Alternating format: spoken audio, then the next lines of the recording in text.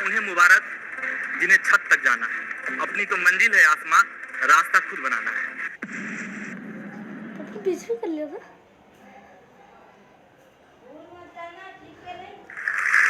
मैं नसीम कुमार निशांत, बिहार का सबसे युवा एसडीएम आपके बीच। मैं यहाँ तक कैसे पहुँचा, क्या थी मेरी जर्नी, क्या स्ट्रगल मैंने किए और क्यों मैं सबसे यंगेस्ट एसडीएम बना, इसके पीछे की पूरी कहानी आज मैं बताऊंगा आपको। तो चलिए शुरुआत करते हैं हम लोग। सरकारी स्कूल तो समझते होंगे आप, बिहार में सरकारी स्कूल ज़्यादा ही फेमस है। लोग सरकारी स्कूल से ही पढ़ते हैं अगर आप मध्यम वर्ग के हैं तो।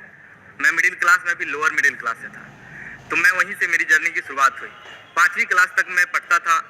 5th क्लास में चूंकि पढ़ने में अच्छा था, वहाँ के टीचर्स ने मेरे पेरेंट्स को फोर्स किया कि आप इसे कन्वेंट स्कूल में भेजें। कन्वेंट स्कूल मतलब प्राइवेट स्कूल, जहाँ सीबीएसई की पढ़ाई होती है या फिर आईसीएसई की। मैं वहीं पढ़ने के लिए गया।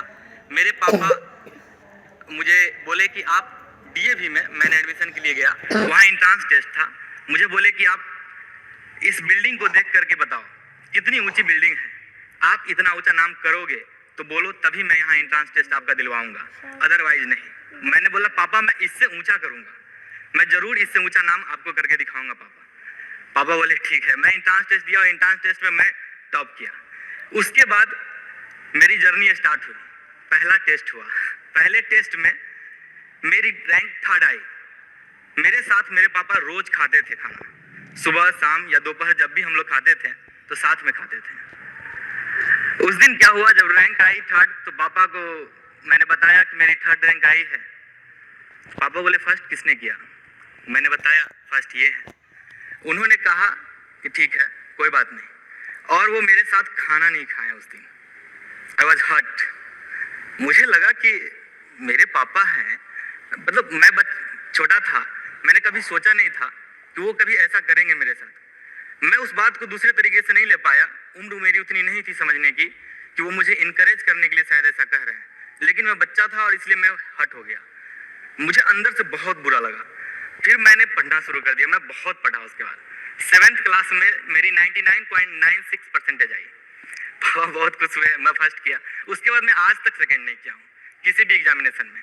वो मेरी स्टार्टिंग जर्नी है। 10th तक वहाँ हुई, फिर 12th मैंने किया। फिर मुझे आईआईटी करना था। आईआईटी के लिए मैंने टेस्ट दिया। आईआईटी में मेरी एनआईटी हुई फर्स्ट टाइम, और मेरा आईआईटी में सिलेक्शन नहीं हुआ। मेरे पापा, कैफे होता है हम लोग के यहाँ गाँव में, अगर आप हैं तो कैफे में जाकर के हम लोग रिजल्ट चेक करते हैं। उस समय मोबाइल नहीं हुआ करता था हम लोग के पास। तो उस कैफे में पापा ने 20 बार कम से कम प्रिंट आउट कराया होगा रिजल्ट कि इसका हुआ या नहीं। उन्हें विश्वास ही नहीं हो रहा था कि इसका नहीं भी हो सकता है। वो फील नहीं कर पा रहे थे इस बात को, पता नहीं क्यों, और वो रोने लगे। अंदर से रो रहे थे, बाहर से आंसू भी दिख रहा था उनका, और मैं अंदर से हर्ट होता जा रहा था कि फिर रो रहे हैं, फिर परेशान है, अब मैं क्या कर दूं? क्या आईआईटी ही सब कुछ है? क्या फर्स्ट करना ही सब कुछ है? मैं दूसरे तरीके से सोच रहा था, वो अलग तरीके से सोच रहा था। तब मैं थोड़ा मैच्योर था।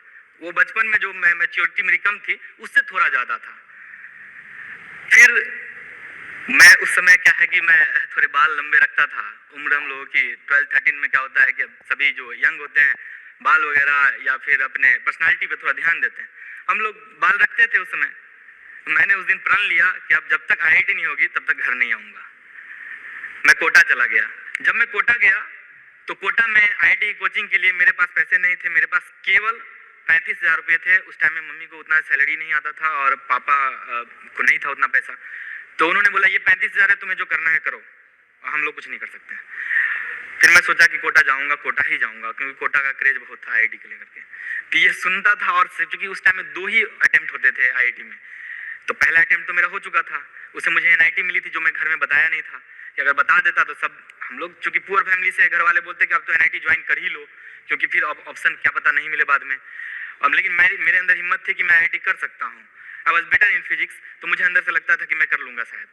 इस वजह से मैं आईआईटी की तैयारी शुरू कर दी। मैंने आईआईटी का जब मैं तैयारी करने के लिए गया, वहाँ कोचिंग में, एक कोचिंग है वहाँ सबसे जो सस्ती कोचिंग थी उस कोचिंग में मैं गया ताकि मैं वहाँ से कर पाऊँ। मोशन आईआईटी में, मोशन में मैं जब गया तो वहाँ पे फीस उसकी लगभग 76,000 थी उस टाइम में।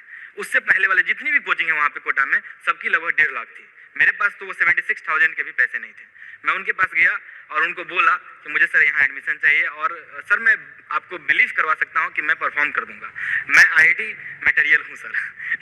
ये बात आप किसी को बोलेंगे ना तो वो सीधा ही हंसेंगे, और उन्होंने हंसा भी कि ये कैसे हो सकता है कि तुम आईआईटी मटेरियल हो, आप पहले से बोल रहे हो कि तुम बन ही जाओगे। तो मैंने बोला कि सर मैं बन जाऊँगा, आप एक बार बिलीव करो। उन्होंने बोला नहीं, कि ऐसा अगर हम सभी लोग आकर के मुझे बोलेंगे तो सबका तो फी माफ कर दूंगा, मेरी तो कोचिंग चल गई फिर। तो मैं बहुत रोने लगा, रोते रोते मैंने उनका पैर पकड़ लिया, डायरेक्टर जो है उनके कि पैर पकड़ लिया। उन्होंने फिर मुझे झटक से उठाया कि अरे उठो, ये क्या कर रहे हो। मैंने बोला सर आप नहीं देंगे तो मैं नहीं जाऊंगा यहाँ से, मेरे से नहीं होगा, क्योंकि मैं घर पे बहुत बोल करके आया हूँ, लड़ झगड़ के आया हूँ, मुझे 35,000 दो, मैं उसी में कर लूंगा मैनेज। और अगर मैं नहीं गया वहाँ मतलब बिना आईआईटी का डिग्री लिए तो मुझे बहुत सारे लोग बहुत कुछ बोलेंगे सर, इसलिए प्लीज़ मुझे एडमिशन ले लो आप। तो उन्होंने बोला नहीं नहीं नहीं हो पाएगा, लगभग 35-36 हज़ार की तो हमारी मटेरियल ही हो जाती है, फिर कैसे होगा। फिर मैंने बोला कि सर किसी तरह कर लो, किसी भी तरह। मैं रोने लगा। फिर उन्हें उठा करके बोला कि ठीक है तुम्हें 1 महीना देता हूँ, केवल 1 महीना आप इंस्टीट्यूट में पढ़ो फ्री। अगर 1 महीने में अगर आपका रिजल्ट जो पहला टेस्ट होगा उस टेस्ट में अगर 200 प्लस नहीं आए तो फिर आपको हम इस कोचिंग में नहीं रखेंगे। पहला टेस्ट दिया मैंने और मेरा 211 नंबर आया। जैसे ही 211 नंबर आया मैं दौड़ कर सर के पास गया कि सर मेरा 211 आएगा, 200 प्लस आपने कट ऑफ रखा था, मैं पार कर गया, अब मुझे आप पढ़ाओ। उन्होंने मेरी फ्री कर दी कोचिंग। 9 महीने की हमारी क्लास हुई एडवांस के लिए डायरेक्ट, हम लोगों ने वहाँ क्लास किया, मेरी आईआईटी हुई और आईआईटी में मेरी बहुत अच्छी रैंक आई और मैं आईआईटी बीएचयू में मेरा सिलेक्शन हुआ। तब जाके पापा को लगा कि ही हैज़ डन इट, कुछ अच्छा किया इसने, क्योंकि मेरे पापा कभी भी नीचे नहीं सोचे। ये शायद बिहार के हर पेरेंट्स की ये सोच होती है, अगर इंजीनियर बनना है तो आईआईटी कीजिए, अगर आपको सिविल सर्वेंट बनना है तो आईएएस बनिए, नहीं तो नहीं तो। और सिविल सर्वेंट के नीचे तो कोई सोचते तक नहीं। ये हमारे मतलब बिहार में ये शायद कल्चर है। अब इसको जैसे छठ कल्चर है बिहार का, वैसे ही एक कल्चर है कि आईएएस तो बनाना ही अपने बेटे को, अपनी बेटियां को।